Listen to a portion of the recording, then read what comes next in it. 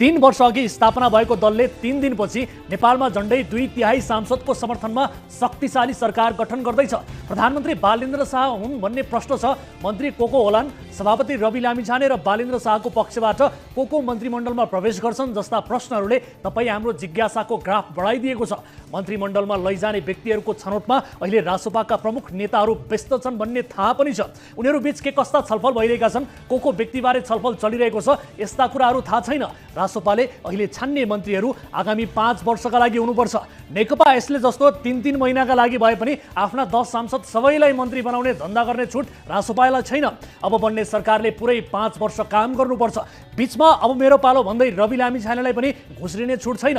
2.5 वर्ष भएपछि अब मन्त्रीहरू फेर्ने भन्ने आन्तरिक वा बाहिरी कुनै प्रकारको सहमति जनतालाई मान्ने छैन। रवि लामिछाने सभापति नै भए पनि उनले प्रधानमन्त्री पद त्याग गरेर बालेनलाई अघि सारेपछि अब उनी नै 5 वर्षका लागि प्रधानमन्त्री बन्नुपर्छ। उनले राम्रो काम गरे भने अर्को 5 वर्षपछि रासोपाकै सरकार बन्छ। त्यो बेला रवि प्रधानमन्त्री बनुन्, यसमा समस्या भएन। तर अबको 5 वर्ष ढुक्कैले बालेन शाह मात्रै प्रधानमन्त्री रहनुपर्छ। यो 5 वर्षमा बालेन नेतृत्वको सरकारले खराब काम गर्यो भने रासोपाको पत्ता साफ हुन सक्छ।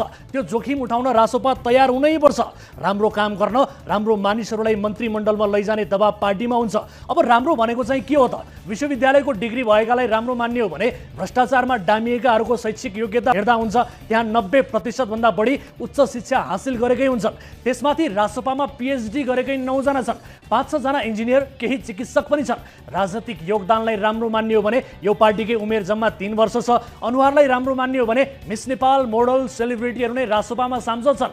जीवज्यानलाई आधार बनाउने हो भने त्यहाँ पहलवान जस्ता देखिने धनञ्जय रेग्मी पनि छन्। केपी खनाल जस्ता एक मुठीका मान्छे पनि छन्। अब राम्रो नराम्रो भनेर छुट्याउने आधार के त?